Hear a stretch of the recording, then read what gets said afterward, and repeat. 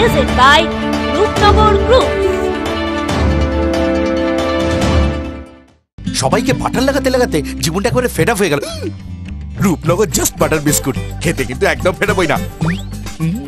Rupnagar biscuits. নমস্কার, আপনারা দেখছেন বাংলা 7 দিন। আপনাদের সঙ্গে আমি তুহিনা।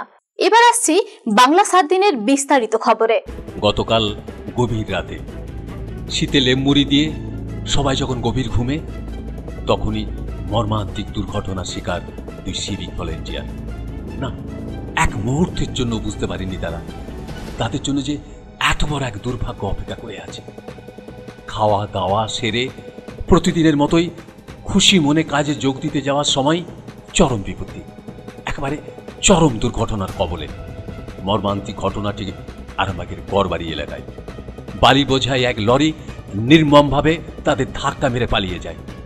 দুর্ঘটনার খবর পেয়ে তড়িঘড়ি আরামবাগ থানার পুলিশ ঘটনাস্থলে পৌঁছে দুজনকে মারাত্মক জখম অবস্থায় উদ্ধার করে আরামবাগ মহকুমা হাসপাতালে ভর্তি করে। একজনের নাম মনিরুল ইসলাম ও আরেকজন শান্তনু কুণ্ডু, বাড়ি মায়াপুর 1 নম্বর পঞ্চায়েতের অন্তর্গত মুথাডাঙ্গায়।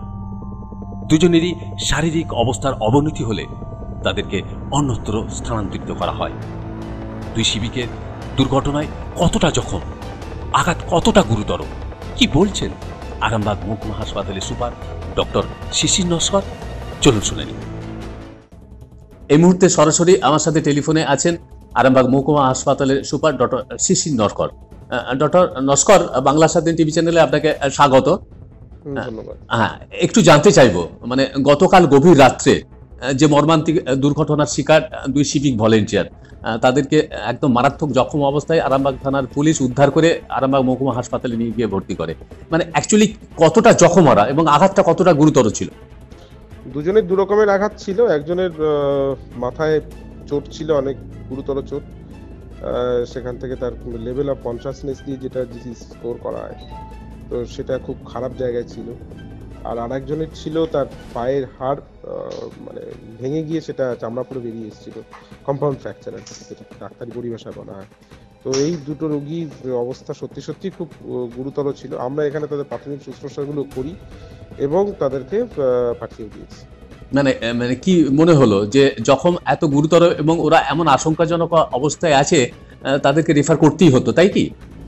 হ্যাঁ, রেফারটা শুধু একজন ডাক্তার করেননি, কারণ এটা তো রাত্রেবেলাতে মেডিকেল বোর্ড করে অর্থোপেডিশিয়ান, অ্যানাস্থেটিস্ট এবং সার্জন, জেনারেল সার্জন, 3 ডিপার্টমেন্টের স্পেশালিস্ট মিলে ডিসিশন নিলেন যে এখানে কিছু করা যাবে না। মানে আমাদের অ্যাভেলেবেল যে মেকানিজম যেটা আছে বা ইনফ্রাস্ট্রাকচার, সেই ইনফ্রাস্ট্রাকচারে ওই মুহূর্তে কিছু করা যেত না।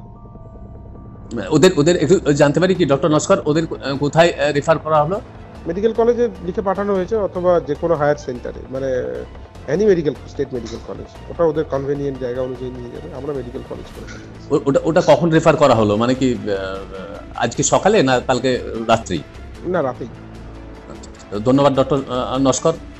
এতক্ষণ আমার সাথে টেলিফোনে ছিলেন আরামবাগ মহকুমা হাসপাতালের সুপার ডক্টর শিশির নস্কর।